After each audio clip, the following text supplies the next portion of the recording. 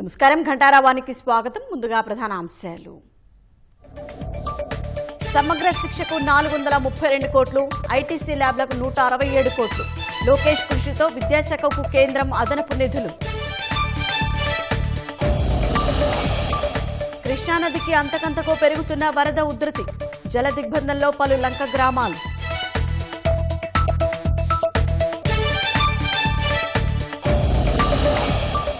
Flat యజమానికి బెదిరింపు కేసులో అరుణ్ అరెస్టు, కోవూరు పీఎస్ నుంచి కోర్టుకు తరలించనున్న పోలీసులు.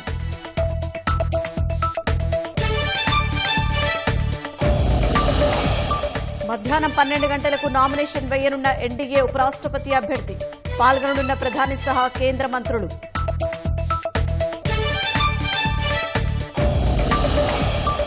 ఫిర్యాదుదారు ముసుగులో వచ్చి ఢిల్లీ సీఎం రేఖా గుప్తాపై దాడి, రాజకీయ కుట్ర ఉందన్న బీజేపీ అధ్యక్షుడు వీరేంద్ర.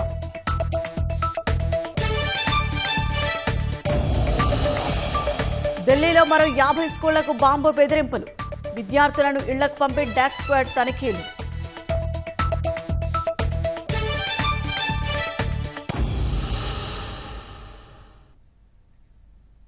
వీలున్నప్పుడల్లా ఢిల్లీ వెళ్లి కేంద్ర మంత్రులను కలుస్తున్న విద్యాశాఖ మంత్రి లోకేష్ కేంద్ర ప్రభుత్వం నుంచి అధిక నిధులు సాధిస్తున్నారు. ఈ విద్యా సంవత్సరం సమగ్ర శిక్ష అభియాన్ కింద రాష్ట్రానికి కేంద్ర ప్రభుత్వం గతంలో కన్నా 432 కోట్లు అదనంగా మంజూరు చేసింది.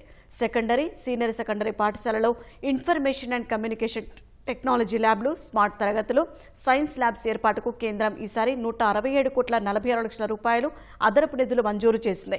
డైట్ కళాశాలను సెంటర్స్ ఆఫ్ ఎక్సలెన్స్ గా మార్చడానికి గతంలో 50% మాత్రమే నిధులు రాగా ఈసారి 96% మంజూరు చేసింది.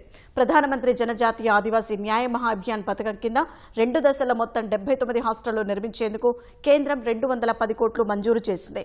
గతేడాది 4 హాస్టళ్లు మాత్రమే మంజూరు కాగా ఈ ఏడాది ఏకంగా 79 హాస్టళ్ల ఏర్పాటుకు కేంద్రం ఆమోదం తెలిపి నిధులు కేటాయించింది.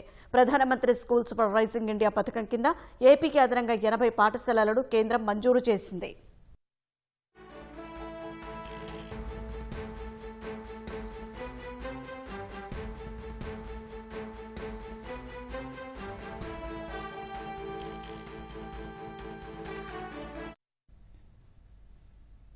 రౌడీ షీటర్ శ్రీకాంత్ ప్రియురాలు అరుణని పోలీసులు అరెస్ట్ చేశారు. కోవూరుల ప్లాట్ యజమానిని బెదిరించిన కేసులో అద్దంకి సమీపంలో అరుణని అరెస్ట్ చేశారు. అరుణని కోవూరు పోలీస్ స్టేషన్కి తరలించిన పోలీసులు నేడు కోర్టులో హాజరుపరచనున్నారు. జగన్ ప్రభుత్వ హయాంలో శ్రీకాంత్ సహకారంతో అరుణ పలు నేరాలు, సెటిల్మెంట్లు చేసినట్లు ఆరోపణలు ఉన్నాయి. అరుణ పూర్తి వ్యవహారాలపై పోలీసులు, నిఘా వర్గాలు దర్యాప్తు చేస్తున్నాయి. అప్పట్లో పలువురు పోలీసులు, జైళ్ల శాఖల అధికారుల సహకారంపై ఆరా తీస్తున్నారు.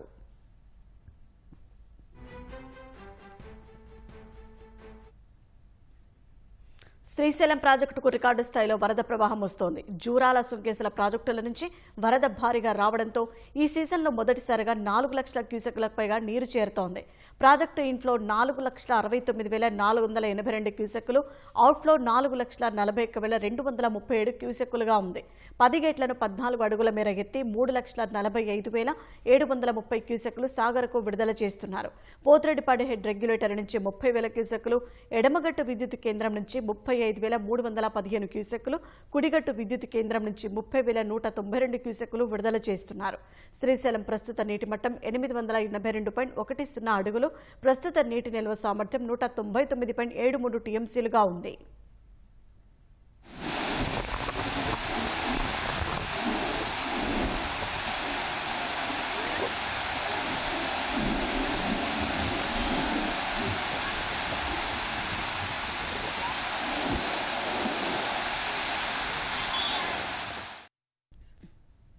ఎగువ ప్రాజెక్టుల నుంచి వస్తున్న వరదతో ప్రకాశం బ్యారేజీ వద్ద కృష్ణమ్మ పరవళ్లు తొక్కుతోంది. బ్యారేజీలోకి 4,60,000 క్యూసెక్కుల నీరు చేరుతోంది. 70 గేట్లలో 69 గేట్లను పూర్తి స్థాయిలో ఎత్తి దిగువకు 4,65,000 క్యూసెక్కుల నీటిని విడుదల చేస్తున్నారు. ప్రకాశం బ్యారేజీ వద్ద మొదటి ప్రమాద హెచ్చరిక కొనసాగుతోంది.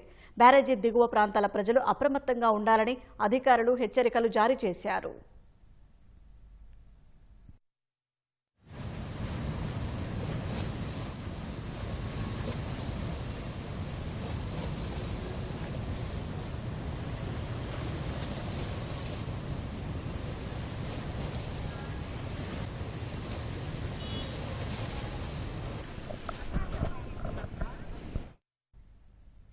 ఎగువ నుంచి వస్తున్న వరదతో కృష్ణానది ఉధృతంగా ప్రవహిస్తోంది. ఇక వరదకు సంబంధించి మరింత సమాచారం కృష్ణా జిల్లా రొయ్యూరు నుంచి మా ప్రతినిధి శ్రీనివాసరావు ప్రత్యక్ష ప్రసారం ద్వారా అందిస్తారు.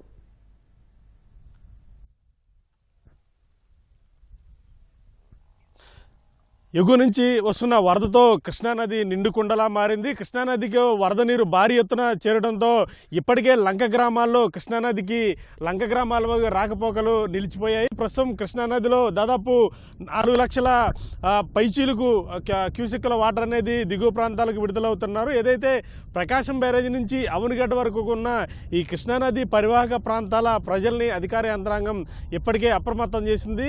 ఏదైతే ఈ కృష్ణానదిలో ఉన్న లంక గ్రామాలు ఉన్న ప్రజలను కూడా అధికారులు ఎప్పటికప్పుడు పరిస్థితిని సమీక్షిస్తున్నారు.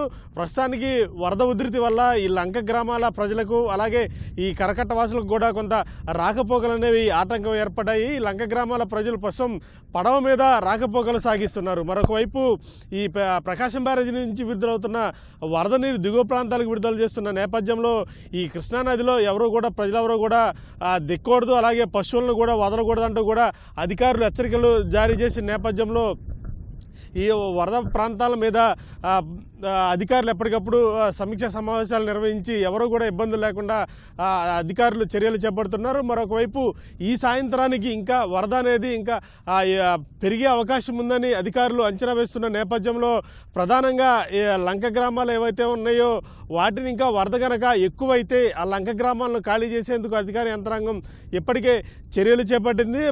ముఖ్యంగా మూగజవాలు ఏవైతే ఉన్నాయో వాటన్నింటినీ కూడా ప్రస్తుతానికి ఒడ్డుకి తీసుకొస్తున్నారు. మరొకవైపు ఈ వరద అనేది ఇంకా ఎక్కువగా పెరిగితే కనుక ఈ లంక గ్రామాలను కూడా ఖాళీ చేసేందుకు అధికార యంత్రాంగం చర్యలు చేపట్టింది. ప్రస్తుతం ప్రకాశం బ్యారేజీలో 4,62,000 క్యూసెక్కుల వాటర్ అనేది దిగువ ప్రాంతాలకు వెళుతూ ఉంది. ఈ వెళుతున్న నేపథ్యంలో ఇంకా ఎగువన ఇంకా పెద్ద మొత్తంలో వరద వచ్చే అవకాశం ఉందని అధికారులు అంచనా వేస్తున్న నేపథ్యంలో పటిష్ట చర్యలు చేపట్టడం జరిగింది. అటు లంక గ్రామాలకైతేనేమి, మరొకవైపు ఈ కృష్ణానదిలో కూడా ఎవరు కూడా దిక్కుండా అధికార యంత్రాంగం చర్యలు చేపట్టిన నేపథ్యంలో ప్రకాశం బ్యారేజీకి ఇంకా వరద ఉధృతి ఎక్కువ వచ్చినా సరే ఈ లంక గ్రామాల ప్రజలు, మరొకవైపు ఈ కరకట్ట మీద ఉన్న ప్రజలకు కూడా ఎటువంటి ఇబ్బందులు లేకుండా అధికారులు చర్యలు చేపట్టడం జరిగింది. ఒకవేళ గనక ఈ సాయంత్రానికి గనక వరద గనక కొంచెం ఎక్కువగా వస్తే గనక ఈ లంక గ్రామాల ప్రజలను ఖాళీ చేయించేందుకు అధికార యంత్రాంగం కూడా చర్యలు చేపట్టిందని చెప్పుకోవచ్చు. మరొకవైపు ఈ ప్రకాశం బ్యారేజీ నుంచి కూడా దిగువన అవనిగడ్డ వరకు కూడా పూర్తి స్థాయిలో అధికారులందరూ కూడా ఈ కృష్ణానది వద్ద ఉంటూ ఎప్పటికప్పుడు పరిస్థితిని సమీక్షిస్తున్న పరిస్థితి కనిపిస్తోంది. కెమెరామెన్ గోపితో శ్రీనివాస్, సిటీవీ న్యూస్, రొయ్యూరు, కృష్ణా జిల్లా. ధన్యవాదాలు శ్రీనివాసరావు. ఇక భారీ వర్షాలకు ఎన్టీఆర్ జిల్లాలో వరి సహా పలు పంటలకు నష్టం వాటిల్లింది.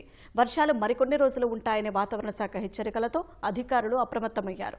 వర్షాలు పడుతున్న వేళ ఎరువులు పిచికారీ చేయొద్దని అధికారులు సూచిస్తున్నారు. మరోవైపు జిల్లాలో ఎరువుల కొరత ఉందంటూ జరుగుతున్న ప్రచారంలో వాస్తవం లేదంటున్న జిల్లా వ్యవసాయ శాఖ అధికారి విజయ్ కుమార్తో మా ప్రతినిధి కృష్ణమనాయుడు ముఖాముఖి. ఎన్టీఆర్ జిల్లా వ్యాప్తంగా ఖరీఫ్ సీజన్కి సంబంధించి దాదాపు నాట్లన్నీ పూర్తయ్యాయి. వర్షాలు ప్రస్తుతం కురుస్తున్నాయి. దీంతో పంట నష్టం కొంతమేర వాటిల్లింది. అంతేకాకుండా వరికి సంబంధించి ఏదైతే వేసేటువంటి ఎరువులు ఉన్నాయో వాటి కొరత ఉందన్నటువంటి ప్రచారం జరుగుతుంది. దీనిపై మనతో మాట్లాడేందుకు జిల్లా వ్యవసాయ శాఖ అధికారి విజయ్ కుమార్ ఉన్నారు. ఆమె మాటల్లో తెలుసుకుందాం. మేడం గారు, చాలా చోట్ల ఎరువులకు సంబంధించి కొరత ఉందనేటువంటి ప్రచారం జరుగుతుంది. మనకు అందుబాటులో ఉన్నటువంటి ఎరువులు ఎంత మేర ఉన్నాయి మేడం గారు? యూరియా తీసుకుంటే మనకి మొత్తం సీజన్కి, ఈ ఖరీఫ్ సీజన్ 26,000 మెట్రిక్ టన్స్ అవసరం అవుతుంది. దీనిలో మనం దాదాపు 20,000 పొజిషన్ చేయడం జరిగింది. ఇప్పటికీ రైతుల దగ్గర కూడా, అంటే రీటైలర్స్ దగ్గర దాదాపు 7,000 మెట్రిక్ టన్స్ యూరియా అందుబాటులో ఉందండి. రైతులకు ఎలాంటి ఇబ్బంది లేదు. ఎవరు కూడా యూరియా కోసం ఇబ్బంది పడాల్సిన అవసరం లేకుండా మరి గౌరవనీయులు కమిషనర్ గారి ఆదేశాల మేరకు ఎప్పటికప్పుడు వారు కూడా తెలుసుకుంటూ మనకు అవసరమైన మేరకి యూరియాని అందిస్తున్నారు. మిగతా ఎరువులు కూడా అందుబాటులో ఉన్నాయి. ఉన్నాయి. ఎక్కువ మంది రైతులు వరికి లేదా మిగిలినటువంటి పంటలకి అధిక మోతాదులో ఎరువుల యొక్క ఉపయోగము జరుగుతుంది. దీన్ని తగ్గించడానికి ప్రత్యామ్నాయం వైపు చూయించడానికి డిపార్ట్మెంట్ నుండి తీసుకుంటున్నటువంటి చర్యలు ఏంటి మేడం గారు? ప్రతి వారం కూడా మంగళ బుధవారం పొలం పిలుస్తుంది కార్యక్రమం ఉంటుందండి. దీనిలో భాగంగా రైతులకి పొలానికి తీసుకువెళ్ళి క్షేత్ర సందర్శన చేసి అక్కడ ఏమున్నాయి, పంట దశను బట్టి పంటలో తీసుకోవాల్సిన మెళకులు, యాజమాన్య పద్ధతుల గురించి రైతులకు తెలియజేయడం జరుగుతూ ఉంటుందండి.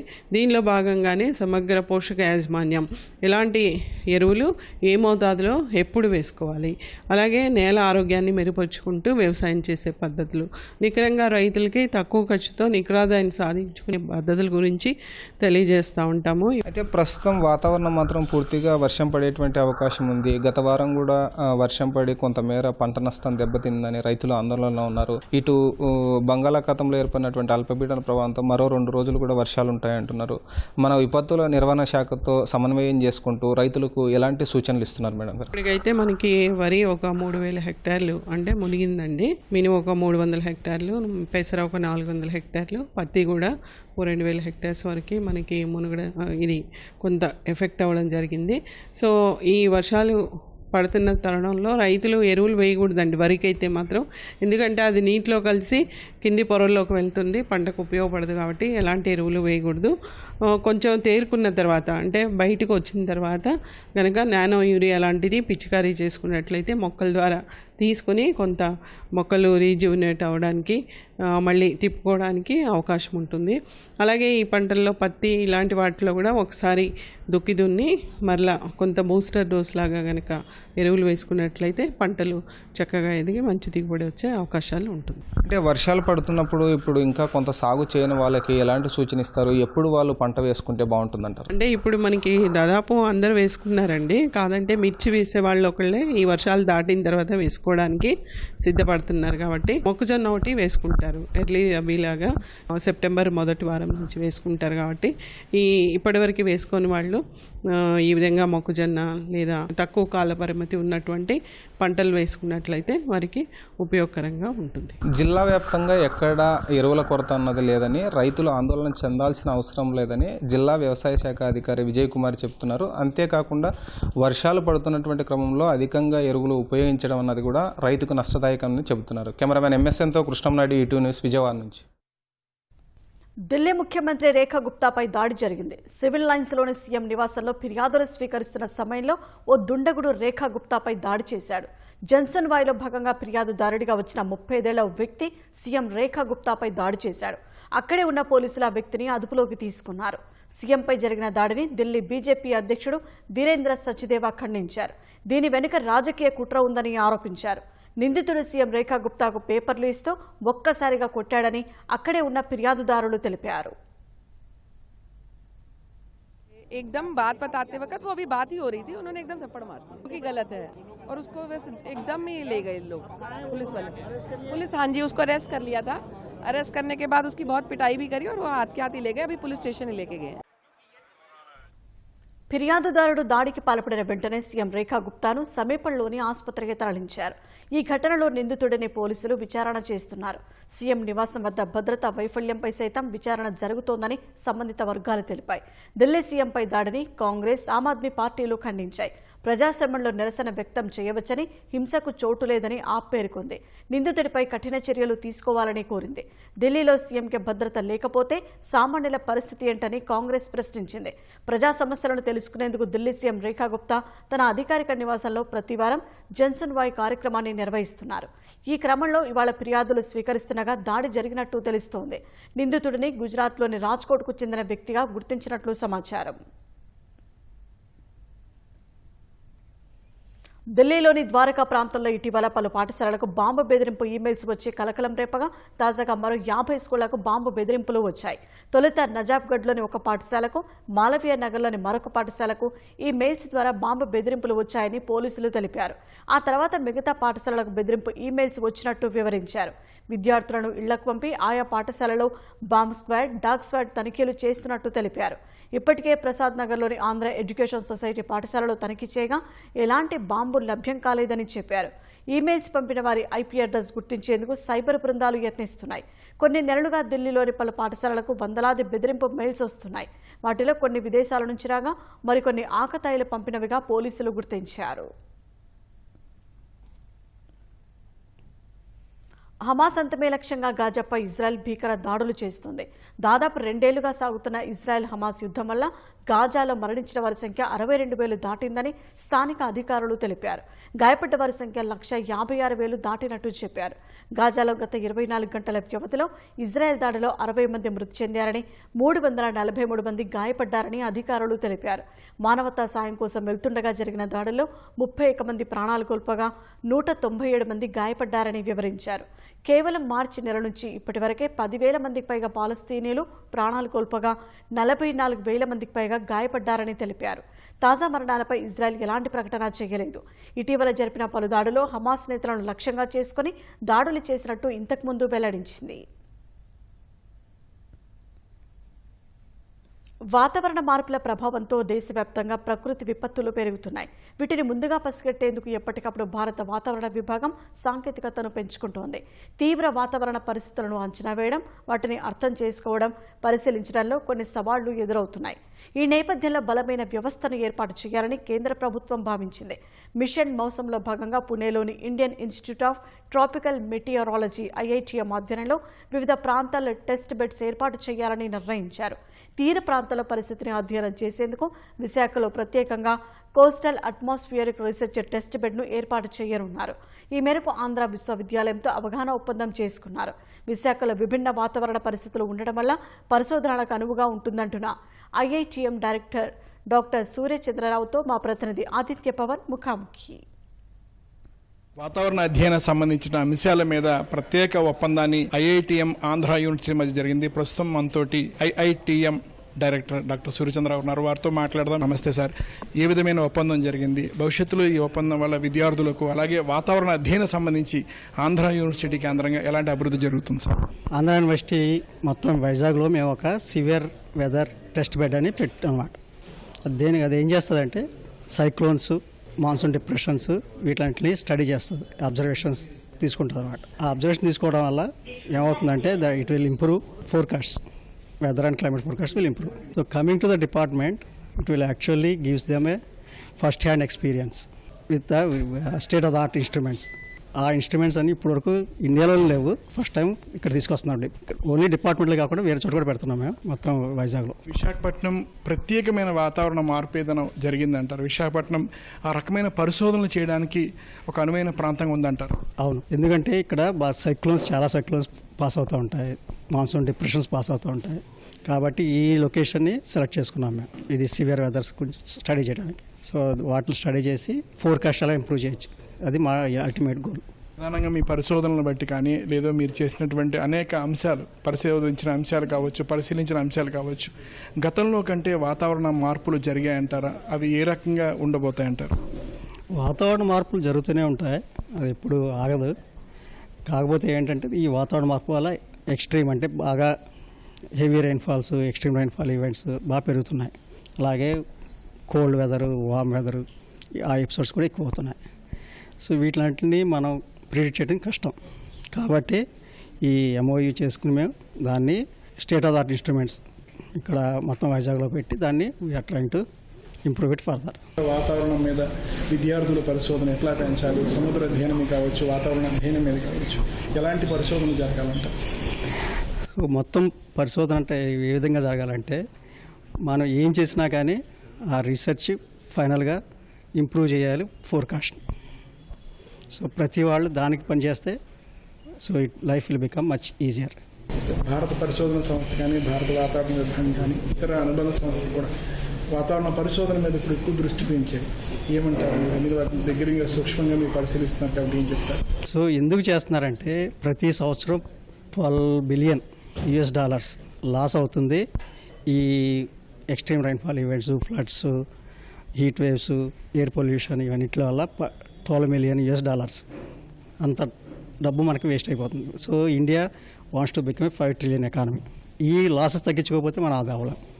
సో కాబట్టి గవర్నమెంట్ కానీ మొత్తం అందరూ కూడా దీని మీద బాగా ఫోకస్ పెడుతున్నారు. వాతావరణ పరిశోధనల మీద భారత ప్రభుత్వం అలాగే విద్యా సంస్థలు కూడా తమదైన శైలిలో ముందుకు వెళ్తున్నాయి. దీనివల్ల భారత ప్రభుత్వానికి కావచ్చు, యావత్ దేశానికి ఒక మంచి మేలు జరిగేటువంటి అంశం ఉందని డాక్టర్ సూర్యచంద్రరావు చెప్తున్నారు. కెమెరా పర్సన్ ఎస్ శ్రీనివాస్తో ఆదిత్య పవన్, విశాఖపట్నం. నెల్లూరు జిల్లాలో 40 గ్రామాల ఆయకట్టుకు సాగునీరు అందించే సర్వేపల్లి రిజర్వాయర్ ఆనకట్టను బలోపేతం చేయాల్సిన పరిస్థితి కనిపిస్తుంది. వర్షాలకు రిజర్వాయర్ కట్టలు అనేక చోట్ల కోతలకు గురయ్యాయి. 30 గ్రామాల ప్రజలు రాకపోకలు సాగించే రిజర్వాయర్ కట్ట బలహీనంగా ఉందని రైతులు ఆందోళన చెందుతున్నారు. మరింత సమాచారం మా ప్రతినిధి రాజారావు అందిస్తారు. సర్వేపల్లి రిజర్వాయర్ కట్ట పూర్తిగా దెబ్బతినిపోయి కోతలకు గురైంది. గత వైసీపీ ప్రభుత్వ హయాంలో గుత్తేదారికి సక్రమంగా నిధులు ఇవ్వకపోవడంతో పనులు కూడా మధ్యలో నిలిపివేసి వదిలిపోయాడు. దీంతో చేసిన కొద్ది పని కూడా పూర్తిగా కోతలకు గురై దెబ్బతిని గండ్లు పడి పొలాల మీదకి పడే పరిస్థితి అనేది ఇక్కడ ప్రమాదకరమైన పరిస్థితి ఉంది. ఇప్పుడు మనకు కొంతమంది రైతులు కూడా ఉన్నారు. వారి ఎలాంటి ఇబ్బందులు పడుతున్నారో వారిని అడిగి తెలుసుకుందాం. ఈ కట్ట అంతా వర్షాలకి గుంటలు కొట్టేసి దర్లు కోసేసుకొని పోయి బండ్లు పోయేదానికంతా ఆటంకంగా ఉంది.